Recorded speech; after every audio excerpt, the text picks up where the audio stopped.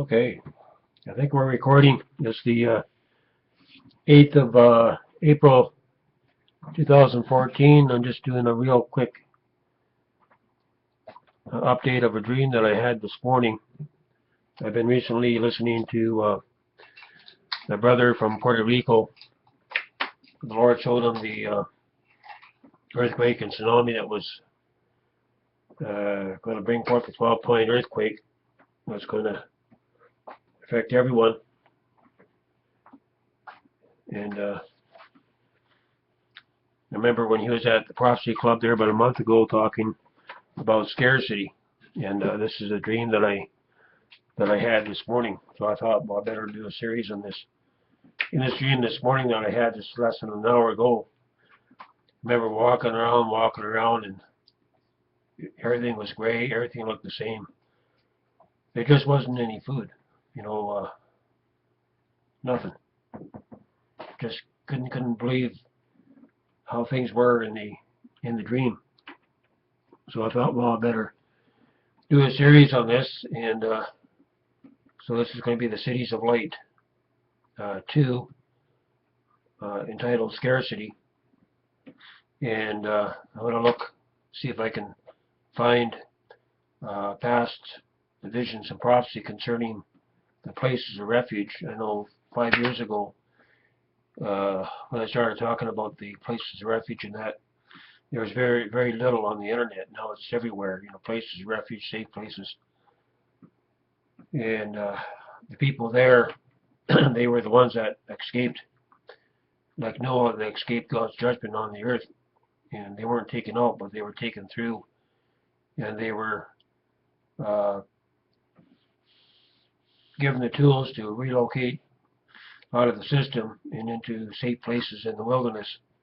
And there they had everything that they needed. They weren't suffering. They were growing their own food. God blessed the land and all that. And I think we're coming very close to that time that the righteous are going to have to pull the plug on the system. Because if you stay in the system, just like the homeless people in the cities across the states, they're being scooped up, taken to the FEMA camps, and forced between taking the RFID chip, which destroys your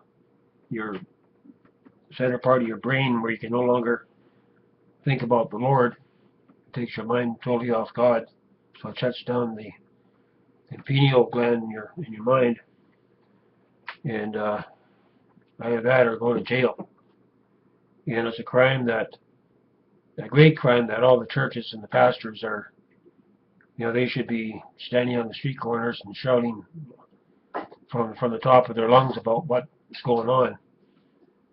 And this goes beyond the abortion issue. At least those kids, they go into the Father's care, but those that take the RFID, that's it. They're cut off from God, and it's a much greater price to pay. And the churches are remaining silent on this, and they should be doing everything that they can. If all the churches rose up, they could shut down FEMA. It's just a matter of people working together and doing it. But we're coming to the time, America is so, in Canada, the church is so whitewashed and so lukewarm, it's going to take judgment. And for 7 years I sat under David Terrell's ministry up in Daniels, Texas.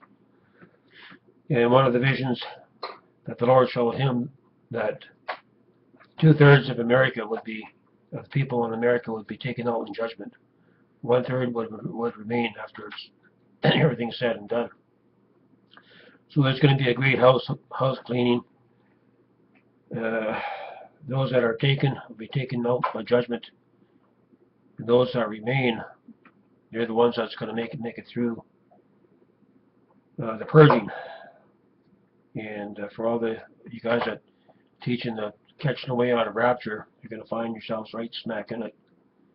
And we all need to have our hearts prepared to die, whether we're going to be here or not.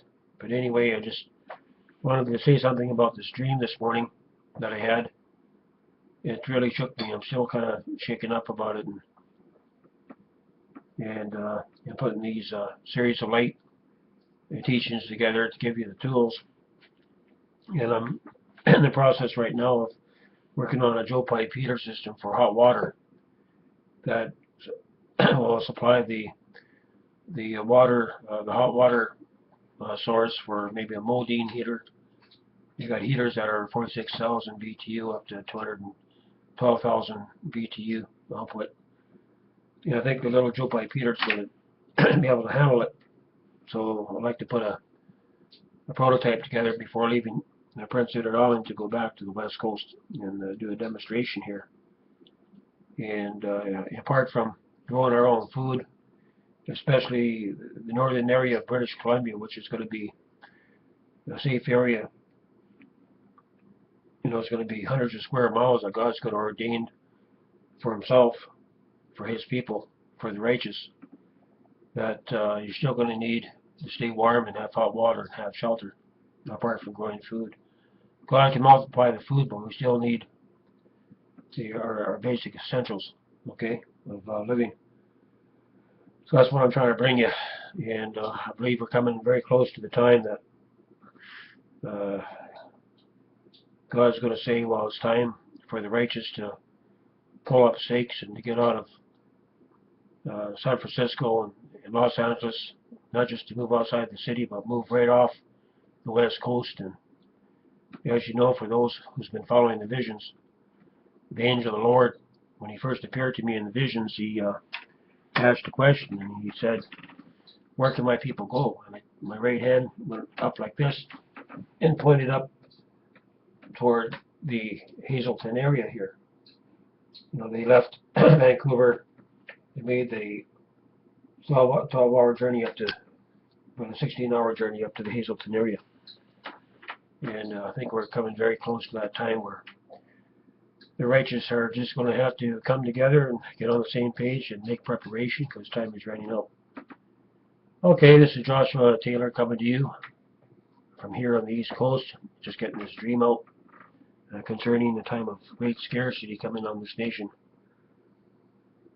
And that we need to pray and seek the Lord as far as what to do and where to go. But basically, you know, staying away from fear and staying in peace.